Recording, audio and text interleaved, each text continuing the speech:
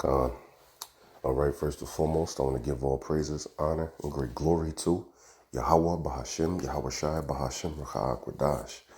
Double honors to the apostles and elders of Great Millstone that rule well, and salutations to the elect pushing this truth to the four corners of the earth in truth and in sincerity. All right, in this particular video, I want to touch on the effects of Trump's tariff war that he's having right now with China. Now, he recently slapped a 145% tariff on Chinese goods coming to the U.S. Now, you have a lot of people saying that those shipments are on their way, and we're about to see price increases and supply shortages close to the summer. And the summer is officially June 1st, so a lot of people are about to see more emptier shelves, and the things that's in there, we're about to see that price just jump up. They also talking about layoffs, all right, mass layoffs. And this even involves port workers and truckers. This is how we get food, Salakia. This is how you get your food and your other products to the grocery stores, man. All right? So a lot of truckers is going to get laid off. And also they talking about logistics. Logistics is the ones who package, store foods, and I believe they even give it to the trucker. So, hey, we're about to see a lot of hard times. And we waiting for this. We wanted to pop off like this. But yeah, back to the topic. Yeah, so they say we're about to see mass layoffs, price increases starting in the summertime. In this video that I'm going to play, it's going to get into how these tariffs is going to affect the modern day family here. I also want to make a part two. You got this Moab lady. She's talking to Trump about these tariffs. She's like, well, a lot of ports here in America, traffic has slowed down dramatically. Now, what does this mean? That means that there's going to be less food and also other items to pick from in the grocery stores. So the average American family is really not going to be able to afford too much, because they're going to have to worry about whatever money they got, spending it all on just food. And if they get laid off, where they going to get this from? So you're talking about potentially chaos in the streets because of the lack of food. As a matter of fact, this is 2 Ezra 6:22, and we read, and suddenly shall the sown places appear unsown. The full storehouses shall suddenly be found empty. The full storehouses will be found empty, man. One day you go in the grocery stores and the shelves is empty. This is talk about your Costco's, to your Sam's Clubs, to even your Super Walmart, so forth and so on, man. And if the big stores are talking about emptier shelves, and they talking about laying off people, because if they ain't selling too much product, then they can't pay personnel wages like that. So they're gonna have to lay motherfuckers off, right? And if people are not able to get food, where they gonna get food from? All right. Now I don't know exactly how it's gonna happen, but the scriptures speak about the lack of bread and a famine, and then people actually spoiling houses, breaking in other people's houses because of the lack of bread. All right, let's get 2 Ezra 15 and 19. A man shall have no pity upon his neighbor, but shall destroy their houses with the sword and spoil their goods because of lack of bread and for great tribulation. Right. So, hey, the lack of bread, the famine, going inside of the grocery store, and the grocery store having no groceries. Mug gonna break in the crib next door. Me and the brother bring this out all the time. Bob and Jim, they favorite neighbors. They kids know each other. They wives have little spa days together. They cook out with each other. Bob and Jim, they cool. They in the guns and shit like that. They the best of neighbors. Hey, they gonna have an evil eye toward each other. They gonna have no pity in them, man. Pity for their neighbor. They kicking in the door, waving the 4-4. Trying to spoil each other's houses, man. Looking for anything that they can use. If it's cold, they looking for boots, winter coats, all that. Shit for their kids, food. It even talks about in instances how wives will be ravished, man, while they're spoiling the houses, man. Second Slakia, Isaiah 13, I believe 9, 16, Slakia. And we read, their children also shall be dashed to pieces before their eyes. Right? A lot of people, children is going to be put to death right in front of them. That's a whole nother,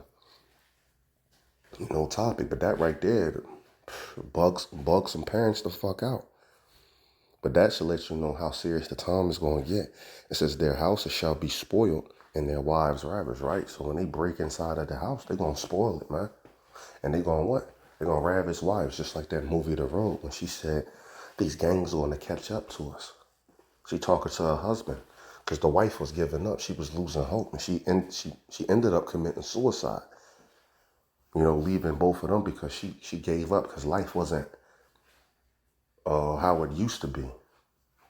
All right, the mirth of the land was gone, which I'm going to grab that after this. So she fucked around and gave up, committed suicide.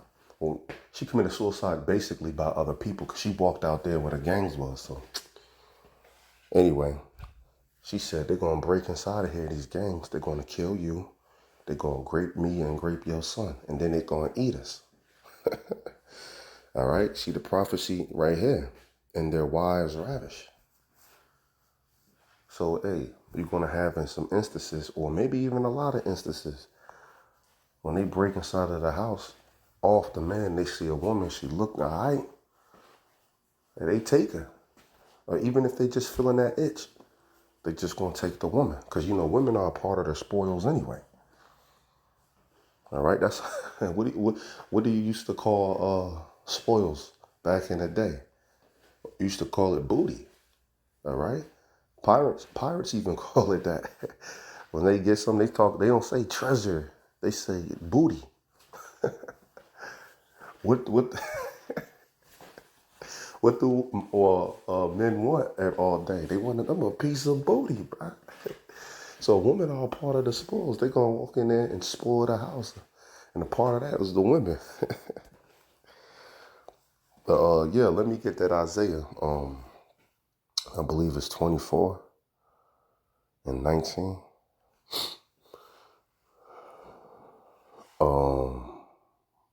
9, correct. Let's start at 9 and we read. It's Isaiah 24 and 9. We read, they shall not drink wine with a song. Strong drink shall be bitter to them that drink it, right? When you think of wine, drink, strong drink, liquor, music, you think of what? Partying. Like Elder Tazion always says, party and bullshitting and party and bullshitting. People ain't gonna be partying bullshitting in these upcoming days, man. They not gonna be partying. It says the city of confusion is broken down. That's America. Every house is shut up that no man may come in. You see that? The doors are gonna be shut in the streets out here. It says there is a crying for wine in the streets. That wine being what? That is truth. People gonna want to know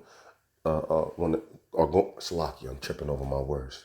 They're going to want to know what's going on. Pursuant to Amos 8 and 11, they really going to want to know what's going on. So it's going to be a crying for that wine and the truth, like them seeking the prophets out, man. As Amos 11 say, traveling to and fro from the north even to the east, from sea to sea. And I'm loosely quoting it. To seek the word of Yahweh Bashim Yahushua shall not be able to find it. Hey, so it'll behoove you to get this word while it's hot. But that's that crying for wine in the streets. It says, all joy is darkened. The mirth of the land is gone.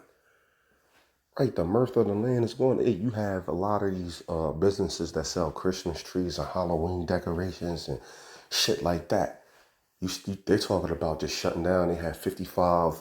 One particular owner said she got 55 workers and she's gonna have to lay them off, and how she might not be able to pay her rent for her warehouse, so forth and so on. Yeah, that's the mirth of the land leaving. There's going to be no more where you going for Thanksgiving house? I'm going over grandma's house over there in Virginia. I can't wait to get me a slice of that peach cobbler. What y'all doing for Christmas? We going over here and we going to just have our little Christmas there. I just got them a little something this year. Some sneakers and a PlayStation, and he good. You know how them conversations be when you overhear them. What you dressing up for Halloween, girl? I'm gonna go as a nurse. You got to deal where the Halloween party at? Or where you gonna watch the ball drop at? I'm gonna go over there in New York and we're gonna watch the ball drop over there, and I got a New Year's revolution. I'm about to lose some weight. Or Valentine's Day. What he getting you for Valentine's Day? Or he got me a bouquet of $20 bills. So forth and so on. You know how that talk be. When you overhear, well, that right there brings happiness and joy to people. These holidays, these festivities, man. Where they can cook out, they can eat, they can play music, they can drink. You got the kids running around playing tag and shit. You know, it's the sun hitting. Hey, they think it's a good day, but hey, the mirth of the land gonna be gone, man. Mugs ain't gonna be worrying about stupid shit. It's like yeah. In these times, man. And we know this can lead to the MOTB. If a family like this happen, they can come in with that MOTB as the savior. You see, they can tell the population the old system collapsed. Now we got a new system in place, but it requires for you to take this, goddamn it, take this MOTB.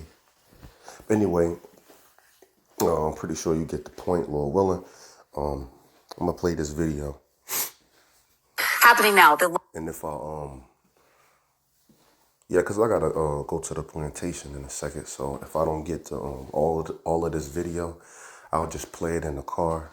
And Lord willing, I can come through with a part 2.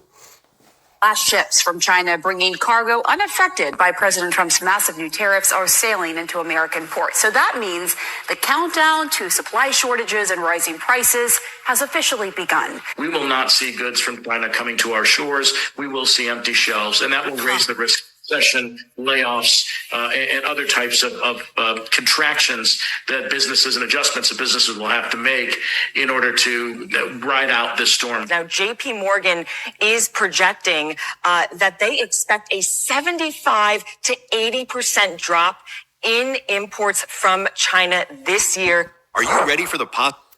You see that? Now America gets 80% of they shit from China. So if you're seeing an 80% drop in the things that you're getting for China, god damn. You're talking about real live empty shelves, man. Once again, what does this lead to? It's going to lead to the crime rate exploding. How is people going to get food? Especially when you laying them the hell off. You see? And we in some troubling times right here, but it's exciting times, man.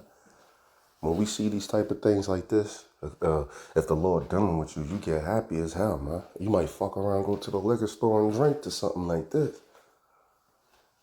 Because that means that you're that much more closer to the kingdom. We that much more closer to our big brother being deployed with the rest of the angels, cracking that sky and putting this devil and the rest of these heathens into captivity. And we in the kingdom after that, man. All right? But first, you know, the MOTB got to be implemented. World War III got to take place, so forth and so on. But we see that. All right, we see the least of the flock drawing them out into the battle. The least of the flock drawing them out. Who's the least of the flock? Amalek. Drawing them out. Who's the them? America. Out to what? World War? Because we see Iran and Israel going back and forth. They in active war right now. Iran's proxy groups is shooting shit down, shooting American shit down over there, shooting Israeli shit down. They bombing each other.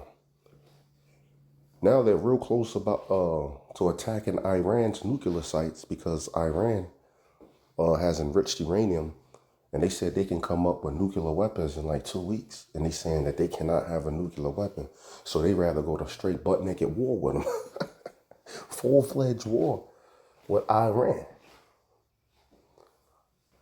So while this is going on right here, you turn around and then boom, you hear the news, the breaking news come in that Iran got fucked around and got struck. And Iran said the days of tit for tat is over.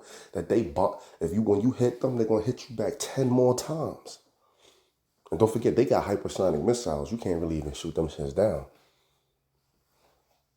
So hey, We got that in the midst, man. And if they bomb them nuclear sites, it also came out that they have secret nuclear sites. So if they bomb the ones that they know of, and they really got secret nuclear sites, before you know it, 2 weeks go by, they can reveal that Iran really got nuclear weapons. And Iran already alluded to some years ago that they closer to Americans than they even know. Pursuant to what, alluding to sleeper cells in here. And you got that warning being already made by people that there's sleeper cells over here. So if let's say a T attack happened, they can put that MOTB on you because a T attack happened and they don't know who's who. Let's say a cyber attack happened from China. Fuck the system up. Man, we live in some exciting times. I know these are different topics, but hey, you got to think about this stuff too. But let's get back into this. Possibility of empty store shelves across America? Last month, when I first warned about upcoming shortages, many dismissed it. Now, experts are sounding the alarm about a crisis of historic proportions. Larger retailers may have a few weeks of inventory left, but after that, shortages will hit hard. Smaller businesses? They're already feeling the pinch. Just last weekend, I stopped by a local discount store to grab some groceries. This place sells food and other goods, many imported from China. Walking through the aisles, I was stunned by how bare the shelves were. It was a wake-up call. And this is just the start of what's coming. CNN reports that Chinese imports to the U.S. are expected to plummet in the second half of the year. With sky-high tariffs on China, trade between the two countries has ground to a halt. President Trump recently noted a 60% drop in cargo ships from China to the U.S. in April alone, according to logistics firm Flexport. J.P. Morgan predicts Chinese imports could fall by as much as 80% by year's end. What does this mean for you? Get ready for pandemic-level disruptions, price spikes, shortages, and empty shelves. Goods stockpiled before the tariffs took effect will run out in the next week or two. Treasury Secretary Scott Bessent has called the current tariff levels unsustainable, and even Trump has hinted at lowering them. But trade experts say tariffs would need to drop by more than. This is why you got some brothers, saying if you got it, if you got the means, go out there, slack you. If you got the means, go out there and get you some extra bottles of water. Get you some $2 crackers. You know them crackers, them saltine crackers? They cost like $2 for a box. Stock up on them. Sardines, tuna. The tuna that comes in also the pouch as well. Beef, raviolis and shit like that. Little canned goods. Because the thing about it is when the lights go off, let's say the lights go off, China cyber attack America, which they talking about that, knock the electrical grid out. The food that you have in the refrigerator is only going to last about 3 days. And then it's going to go bad. But canned food has a shelf life of years. So it's wise to get you some canned shit. So, and some things like crackers and shit like that has a long shelf life. Because you can't depend on the electrical grid. All right? So, and before these prices increase and shit start getting really ridiculous, man. Like after you get paid, you pay whatever rent you got, bills you got, you fuck around in food shop, then you gotta throw like $50 in a tank, you broke again. Then, you gotta wait 2 more fucking weeks.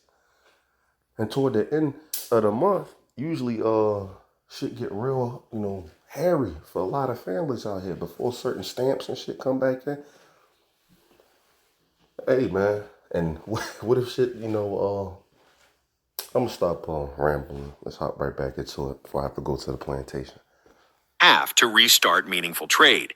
Even then, restocking shelves could take weeks or months. This is going to hit hard.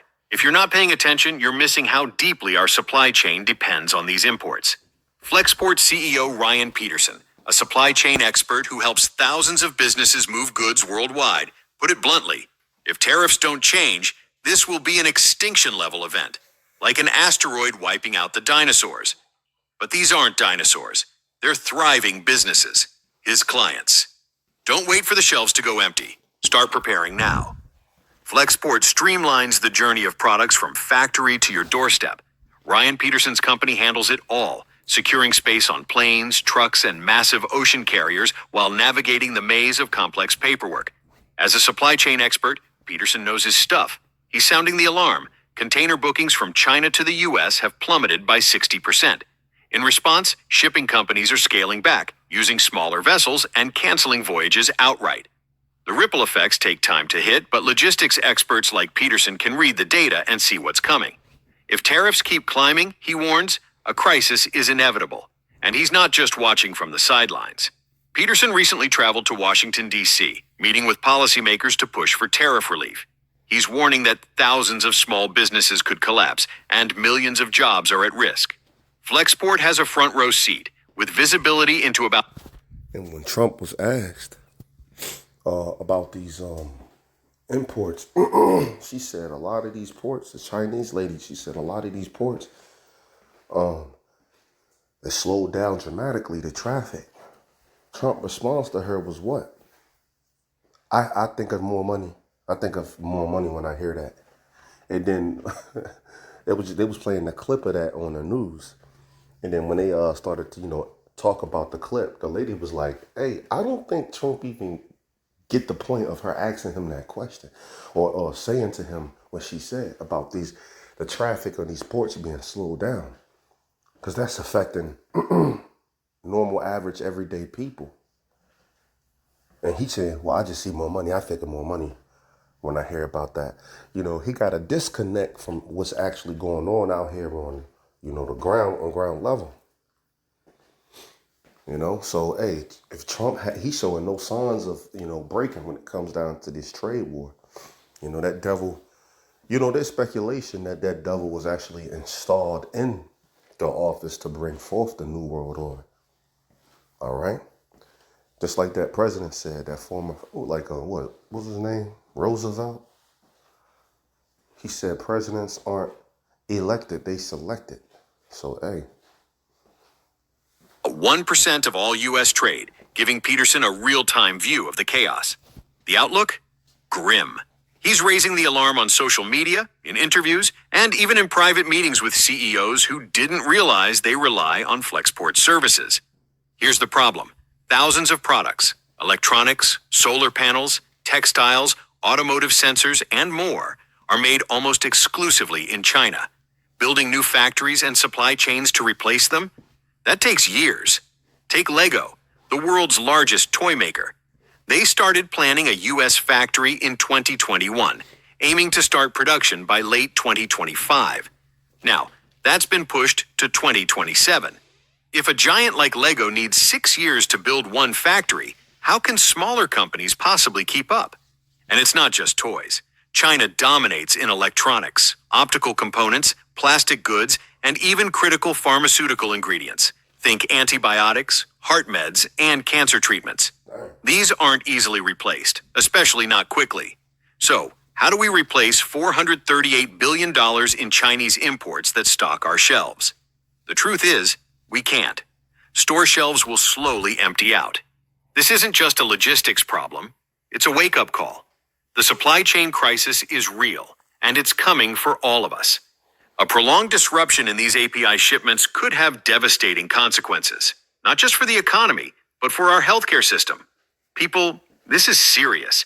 We're also looking at massive layoffs as supply chains across the U.S. grind to a halt. Southern California will feel the pain first. With over 70% of the port workforce living within a 10-mile radius of the Los Angeles port complex, waterfront communities like San Pedro, Wilmington, and Long Beach are bracing for the initial hit. But they won't be the last. Gary Herrera, president of the International Longshore and Warehouse Union, puts it starkly. 1 in 5 jobs in Southern California is tied to the ports, warehouse workers, truck drivers, logistics teams, and more. Herrera, a longshore worker since 1998, warns that the ripple effects will hit the Inland Empire, including Riverside and San Bernardino, key warehousing hubs for giants like Walmart and Amazon, as well as freight rail communities like Bakersfield and Barstow. And it's not just California. With container transit times averaging 30 to 55 days depending on the destination, inland cities like Chicago, Houston, and New York are just weeks away from feeling the impact. One industry expert called this a slow-moving tsunami. You don't notice the water pulling back until it's too late. Even if President Trump strikes a deal with China this week, Experts say it could take months to restore supply chains to normal. Evan Smith, CEO of supply chain management firm Alana Technologies, describes the situation as massive bullwhips, the likes of which we haven't seen since the COVID era. He adds, the tariffs alone are a shock to the system, and that shock reverberates and amplifies across the entire chain. Even with a resolution, it could take 9 to 12 months to untangle this mess. Meanwhile, the Federal Reserve is stuck between a rock and a hard place. Scarcity-driven price spikes could reignite inflation, forcing the Fed to either raise interest rates, risking a recession, or stand pat and watch prices soar. Either way, we're in for market volatility and potential political fallout. Great news. China seems open to negotiating with the Trump administration. But they're firm. They won't be bullied into a deal. There was hope that easing tariffs on Chinese goods might bring them to the table, but President Trump has shut that down. When asked directly by Wilka, are you dropping the tariffs to get China to negotiate? Trump's answer was a flat no. His stance reflects a broader strategy, using tariffs to protect American economic interests and curb China's global influence. Even if talks start tomorrow, a deal with China could take months. Meanwhile, our supply chain crisis is getting worse by the day. If you need anything made in China, grab it now. Trump shows no signs of backing off on tariffs. In fact, he just slapped a new 25% tariff on most foreign-made auto parts, effective May 3rd. He also slapped a 100%. While automakers got some concessions, they're still feeling the heat. From powertrain components to seats and airbags, everything's hit hard, and the fallout is already clear. Cars.com editor-in-chief Jenny Newman reports that repair costs are climbing as parts like brake pads, sensors, and batteries get pricier or vanish entirely. Longer wait times, shrinking inventories, and service delays are now the norm. Not just in auto shops, but across all American retail. This isn't a temporary glitch. It's a structural crisis rippling through ports, warehouses, healthcare, and even our food supply. Without swift, decisive action from policymakers, we're staring down prolonged economic instability. This is not a drill. A global trade war is here, and it's bringing hardship worldwide. Empty shelves could soon be a reality in America. So, if there's something you need to get done, do it now. Thanks for watching. Hope this was edifying. Hope you could take something from it. And with that, say shalom.